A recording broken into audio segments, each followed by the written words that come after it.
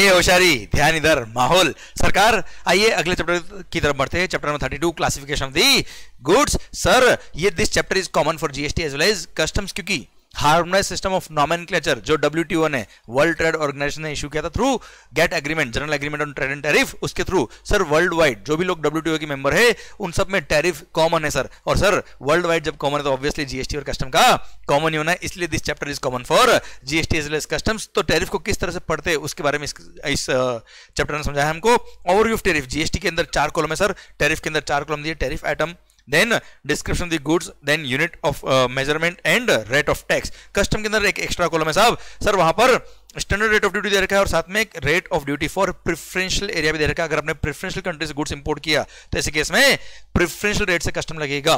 Clear सरकार? आइए schedule to the GST tariff. GST tariff में सर एक ही शेड्यूल है सर जिसके अंदर रेट ऑफ जीएसटी दे रखी गुड्स और सर्विसेज पर। एंड सर कस्टम के अंदर 2 शेड्यूल है, शेड्यूल 1 और शेड्यूल 2। शेड्यूल 1 के अंदर इंपोर्ट ऑफ गुड्स पे कस्टम कितना होगा वो बता रखा है, शेड्यूल 2 ने एक्सपोर्ट ऑफ गुड्स पे कस्टम कितना होगा वो बता रखा है। आइए सर अब जो शेड्यूल 1 दे रखा है भले वो जीएसटी का हो या कस्टम का हो, सिस्टम क्या देखिएगा, शेड्यूल 1 को 21 सेक्शन में डिवाइड किया है। हर सेक्शन के अंदर सर कुछ कुछ चैप्टर्स दे रखे हैं सर। जीएसटी के अंदर 99 चैप्टर से और सर गुड्स कस्टम के केस में 98 चैप्टर से। जीएसटी में जो एक extra chapter 99 chapter that is for services, क्योंकि सर्विसेज पे भी लगता है जीएसटी, गुड्स इंपोर्ट करने में लगता है कस्टम, इसलिए वहां 98 चैप्टर ही है। वो के वो चैप्टर यहाँ पर भी है जीएसटी के अंदर, बस एक एक्स्ट्रा चैप्टर डाला 99 चैप्टर सर सर्विसेज के लिए। देन सर हर चैप्टर जब शुरू होता है उसमें सर जो हजारों गुड्स है साहब उनको हेडिंग्स में डिवाइड किया, फिर उसको सब हेडिंग्स में डिवाइड किया, फिर सब हेडिंग टैरिफ आइटम में डिवाइड किया सर। क्लियर? और उसके आगे जाके रेट ऑफ टैक्स दे रखा है सर। तो सर आपको अगर किसी भी गुड्स पर रेट ऑफ टैक्स निकालना तो आपको ये पढ़ाओ पार करना पड़ेगा, उसके बाद आप बनेंगे क्या, करोड़पति। Okay sir single dash notes, heading, double dash notes, sub heading, triple dash notes, sub heading and 4 dash notes tariff item. Clear? And sir ध्यान देना हर चैप्टर को 2 डिजिट नंबर दिया है, फिर उसमें हेडिंग को 2 डिजिट नंबर और दिया है, देन सब हेडिंग को 2 डिजिट नंबर और दिया है, एंड देन सब हेडिंग है टैरिफ आइटम को 2 डिजिट नंबर और दिया। This is how 8 digit codes are assigned to each and every goods और सर्विसेज। देन अब sir rules of interpretation, rules of classification आ रहे हैं साहब। सबसे पहला रूल नंबर 1 बोलता है क्या, हर सेक्शन और हर चैप्टर का हमने टाइटल दे रखा है, but section chapter titles are not the part of law, therefore classification cannot be based on it, but section notes and chapter notes are part of law, therefore classification can be based on it। और अगर classification is clear through tariff entry itself या section note या chapter note itself, then rules of interpretation shall not be referred to।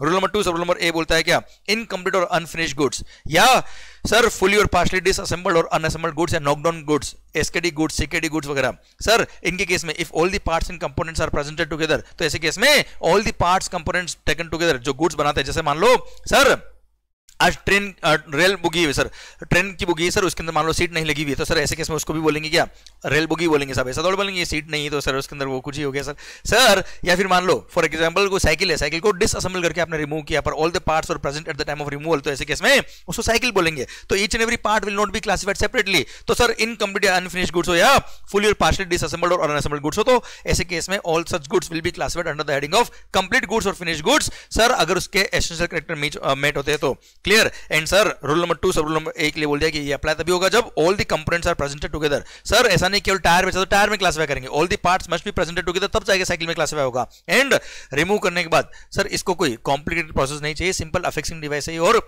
Welding वगैरह से goods should come into existence. Rule number 2 सब rule number B बोलता है क्या, जरूरी नहीं कि गुड्स के नाम का हेडिंग हो, सर जिस मटेरियल से गुड्स बना हुआ, जिस कंपोनेंट से गुड्स बना हुआ उसके बेस पे भी हेडिंग दी होती है। एंड सर अगर आपका गुड्स जिस कंपोनेंट से बना हुआ है उस कंपोनेंट के बेस पे कोई हेडिंग दे रखी है, आपका गुड्स उसमें आप क्लासिफाई कर सकते हो। और अगर कभी मिक्सचर ऑफ कंपोनेंट दे रखा है जैसे दवाई वगैरह, तो और मिक्सचर ऑफ कंपोनेंट में आपका गुड्स फिट बैठता है तो उसके अकॉर्डिंग आप क्लासिफिकेशन कर सकते हो। और अगर टैरिफ में कोई रेफरेंस दे रखा है कंपोनेंट का या मिक्सचर ऑफ मटेरियल्स का, तो उसके बेस पे आप क्लासिफिकेशन कर सकते हो।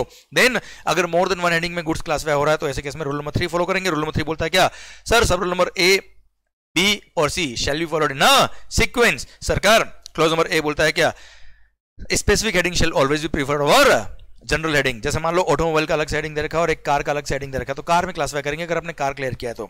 देन क्लोज में भी बोलता है क्या, अगर मोर देन वन कंपोनेंट से कोई गुड्स बना हुआ है और सर सारे कंपोनेंट्स में मोर देन वन कंपोनेंट से गुड्स बना हुआ है, जैसे मोबाइल फोन, उसके अंदर मोबाइल भी है, कैमरा भी, ब्लूटूथ भी, पता नहीं बहुत सारी पार्ट्स कंपोनेंट्स और भी लगे हुए सर, पर सर उसमें एसेंशियल फीचर क्या है, the component which gives it most essential feature, most essential characteristics जो गुड्स का देता है उसके अकॉर्डिंग उसको क्लासिफाई करना। जैसे मोबाइल फोन को मोबाइल में क्लासिफाई करेंगे, वॉच को वॉच में क्लासिफाई करेंगे, भले इससे फोन भी कर सकते हो, बात भी कर सकते हो, बहुत सारे फीचर इसमें, पर एसेंशियल करेक्टर क्या है इसका? मोबाइल, इसका वॉच, तो वॉच में क्लासिफाई करेंगे सर। देन क्लोज मसी बोलता है लेटर इज बेटर, पर अगर ये बोलता है क्या मोर देन वन कंपोनेंट से गुड्स बना हुआ है और उसमें more than one component essential है विच मेरिट इक्वल, तो ऐसे केस में the heading which occurs later in numerical order उसमें क्लासिफाई कर देंगे, इसलिए इसको बोलते हैं later is better. Then rule number 4 बोलता है क्या most akin goods, most closely resembling goods, अगर कोई भी गुड्स R&D की प्रोसेस आपने नया बनाया जिसका अलग से कोई हेडिंग नहीं दे रखा है, तो सर वो गुड्स जिसका क्लोजली रिजेंबलिंग गुड्स होगा उसमें क्लासिफाई करेंगे, मोस्ट अकिन गुड्स होगा उसमें क्लासिफाई कर देंगे सर।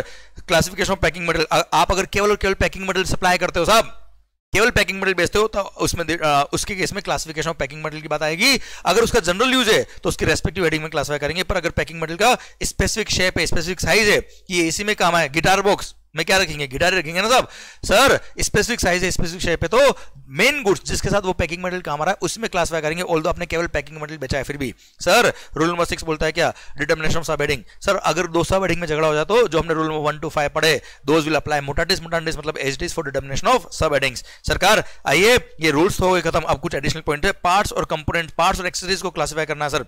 तो ऐसे केस में यहाँ पे एस लिख देना सर, बॉक्स थोड़ा छोटा हो गया। Accessories, sir parts and accessories को अगर क्लासिफाई करना है, पहली बात तो पार्ट्स, अगर आप केवल पार्ट्स बना के बेचते हो तो ऐसे केस में पार्ट्स को अलग से क्लासिफाई करने की बात आएगी, और ऐसे केस में अगर उस पार्ट्स का स्पेसिफिक यूज है, जैसे आप मान लो सर इस पेन का ढक्कन बना दो, ढक्कन कैप, ये पेन ये ढक्कन इसी में काम आएगा, स्पेसिफिक साइज है, स्पेसिफिक यूज है सर, स्पेसिफिक शेप है, किसी एक गुड से साथ ही काम आ सकती है, जिस गुड से साथ में, जिस मेन गुड से साथ में वो पार्ट कंपोनेंट काम आ सकता है, हम उसी के लिए उसमें उसी गुड्स में हम उसको क्लासिफाई करेंगे, मतलब ढक्कन को पेन में क्लासिफाई करेंगे। सर जनरल यूज, अगर पार्ट कंपोनेंट ऐसा है जो जनरल यूज का है, बहुत सारी गुड्स में काम आता है, जैसे आयरन रोड्स बहुत सारी मशीन में काम आता है, तो ऐसे केस में उसका खुद का रेस्पेक्टिव हेडिंग में क्लासिफाई करेंगे सर, अलग से किसी स्पेसिफिक मेन गुड्स में क्लासिफाई नहीं करेंगे। देन एक्सेसरीज, अगर एक्सेसरीज को फिट कर दिया आपने मेन गुड्स के अंदर तो एक्सेसरीज लूज देयर आइडेंटिटी, उसको अलग से क्लासिफाई करने की बात नहीं आएगी।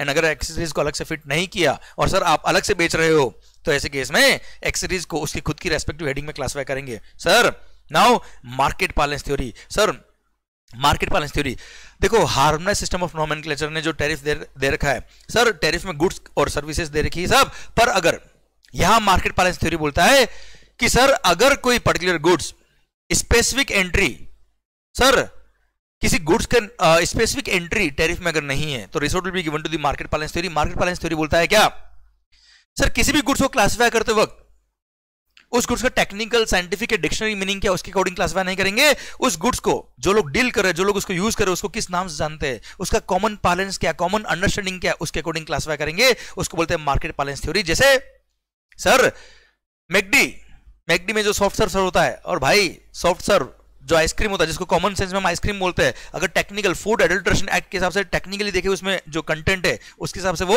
एडिबल प्रिपरेशन होना चाहिए, पर वो है क्या सर आइसक्रीम है। In the absence of any specific entry in the tariff resort will be given to the market balance theory, और अकॉर्डिंगली उसको आइसक्रीम में क्लासिफाई करेंगे मार्केट बैलेंस थ्योरी के हिसाब से।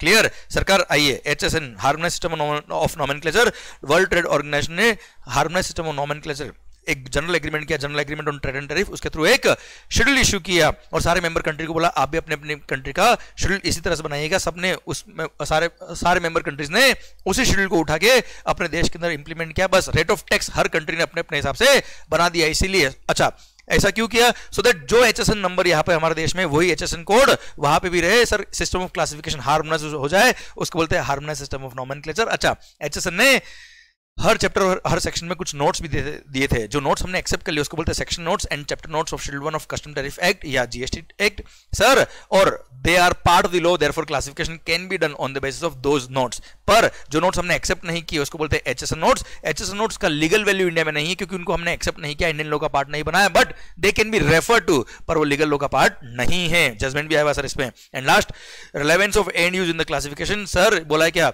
आप जो गुड्स सप्लाई कर रहे हो उसको एंड कंज्यूमर कैसे यूज कर रहा है उससे कंसर्न नहीं है, हाँ उसका जनरल यूज क्या है वो देखना है, किस प्रोसेस से वो मैन्युफैक्चर हो उससे कोई कंसर्न नहीं है।